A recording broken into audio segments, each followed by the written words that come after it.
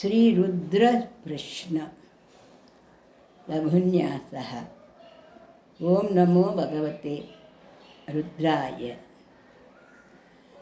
अदात्मानं शिवात्मानं श्रीरुद्ररूपं ध्यायेत्। शुद्धस्फटिकलङ्काशं त्रिनेत्रं पञ्चवक्त्रकं गङ्गाधरं दशभुजं सर्वाभरणभूषितं नीलग्रीवं शशाङ्काङ्कं नागयज्ञोपवीदिनं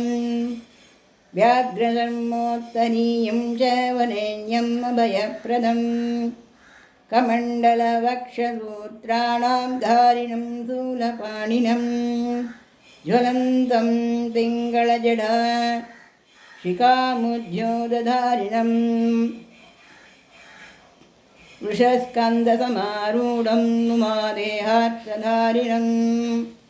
अमृतेनाप्लुतं शान्तं दिव्यभोगसमन्वितं दिग्देवतातमायुक्तं सुरासुरनमस्कृतं नित्यं च शाश्वतं शुद्धं ध्रुवमक्षरमव्ययं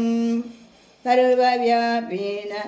ईशानं रुद्रं वै विश्वरूपिणम्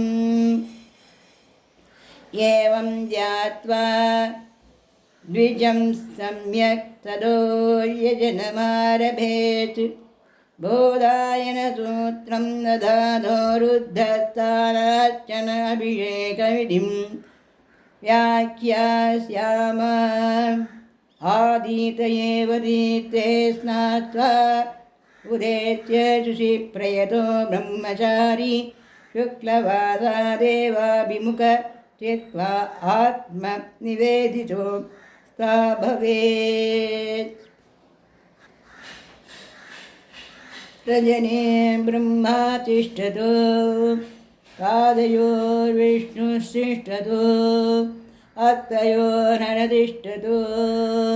बाह्वारिन्द्रस्य तिष्ठतो जठरे अग्नितिष्ठतो हृदये शिवस्तिष्ठतो कण्ठे वसमतिष्ठतो वक्त्रे सरस्वती तिष्ठतो नासिकयोर्वायुस्तिष्ठतो नयनयोश्चन्द्रादित्यो तिष्ठेतां कर्णयोरविनो तिष्ठेतां ललाटे रुद्रास्तिष्ठन्तो मूर्धन्यादित्यास्तिष्ठन्तो स्थिरमहादेवस्तिष्ठन्तो शिखायां वामदेवस्तिष्ठतो पृष्ठे पिनाकी तिष्ठतो भरतशूली तिष्ठतो पार्श्वयोः शिवशङ्करो तिष्ठते सर्वतो वायुस्तिष्ठतो ततोपरि सर्वतोऽग्ने ज्वालामाला परिवृत्तिष्ठतो सर्वेष्वङ्गेषु सर्वा देवता यथास्थानं तिष्ठन्तु मां क्षरन्तु। अग्निमेवाशीश्रितः वाग्हृदये हृदयं मयि अहम् अमृते अमृतं ब्रह्मणि वायुन्मे प्राणे स्थितः प्राणो हृदये हृदयं मयि अहममृते अमृतं ब्रह्मणि सूर्यो मे चक्षुषि स्थितः चक्षुर्हृदये हृदयं मयि अहममृते अमृतं ब्रह्मणि चन्द्रमा मे मनसि श्रितः मनोहृदये हृदयं मयि अहममृते अमृतं ब्रह्मणि दिशो मे श्रोत्रे श्रिता श्रोत्रहृदये हृदयं मयि अहममृते अमृतं ब्रह्मणि आपो मे रेतसि श्रिता रेतो हृदये हृदयं मयि अहममृते अमृतं ब्रह्मणि पृथ्वी मे शरीरे श्रिता शरीर हृदये हृदयं मयि अहमृते अमृतं ब्रह्मणि औषधि वनस्पतयो मे सोमसुश्रिता सोमानि हृदये हृदयं मयि अहममृते अमृतं ब्रह्मणि इन्द्रो मे फले श्रितः फलहृदये हृदयं मयि अहममृते अमृतं ब्रह्मणि अजन्यो मे मूर्धनि श्रितः मूर्धहृदये हृदयं मयि अहममृते अमृतं ब्रह्मणि ईशानामे अन्योषितः मन्यहृदये हृदयं मयि अहममृते अमृतं ब्रह्मणि आत्मा च आत्मनि श्रितः आत्मा हृदये हृदयं मयि अहममृते अमृतं ब्रह्मणि पुनर्मात्मा पुनरुरागात् पुनः प्राण पुनराहुरमागात् वैश्वानरो अस्मिर्भव उदानः अन्तस्तिष्ठस्त्वमृत्यस्य कोपाः अस्य श्रीरुद्राध्याय प्रश्न महामन्त्रस्य अघोरर्षि अनुष्टुः छन्दः संकर्षणमूर्तिस्वरूप स्वादित्यः परमपुरुषः स एष रुद्रो देवता नमः शिवेति बीजं शिवधारेति शक्तिः महादेवायेति कीलकं श्रीसाम्ब सदाशिवप्रसादसिद्ध्यर्थे अभिषेकार्थे जपे विनियोगः ॐ अग्निहोत्रात्मने अङ्गुष्ठाभ्यां नमः दक्षपूर्णमादात्मने दध्यनीभ्यां नमः चातुर्मास्यात्मने मध्यमाभ्यां नमः निरूढभगवन्तात्मने अनामिकाभ्यां नमः ज्योतिषोत्माने कनिष्ठिकाभ्यां नमः सर्वग्रन्थात्मने करदलपृष्ठाभ्यां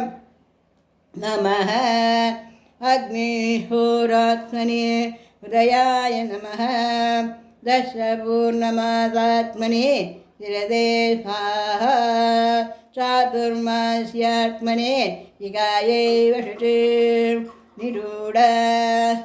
प्रशुभदात्मने कवचाय ज्योतिषात्माने नेत्रत्रयाय वौषटे सर्वग्रन्थात्मने अस्त्राय पटे भूर्भुवस्वरोमिति दिग्बन्धः ज्ञानम् आपादावनमस्त वाञ्चभुवन ब्रह्माण्डमाईश्वर ज्योतिस्फाटिकलिङ्गमौलिविलसत्पूर्णेन्दु वातामृतैः अस्तोकाकृतमेकमीशमुनिशं रुद्रानुकाकाञ्चमन् ध्याये दीप्सितदिद्यये ध्रुवपदं दिभ्रोऽभिषिञ्चे शिवं ब्रह्माण्डव्याप्तदेह भवित हिमरुषा वासमान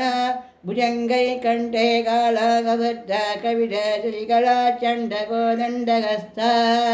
त्र्यक्षा रुद्रमाला रुद्राक्षमाला प्रकटितविभवा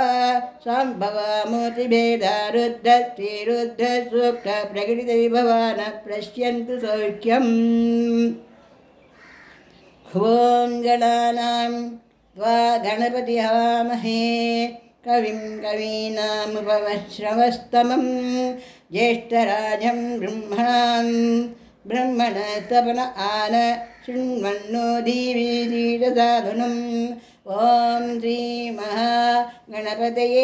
नमः ॐ हंस मे मयश्च मे प्रियं च मे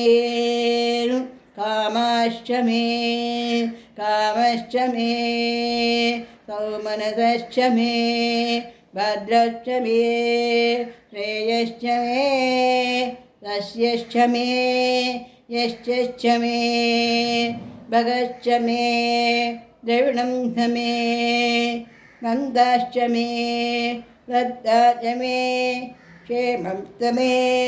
दृष्टिश्च मे विश्वं च मे महश्च मे संविच्च मे ज्ञातानन्दः च मे सुविश्च मे प्रससुच्छ मे क्षीरं च मे वयश्च अमृतं च मे अमृतं च मे अक्षिमं च मे नामयश्च मे जीवतु मे दीर्घायुत्वं च मे नमित्तं च मे अभयं च मे सुखं च मे नयनं शयनं च मे सुषा च मे सुदिनं च मे ॐ शान्ति शान्ति शान्तिः।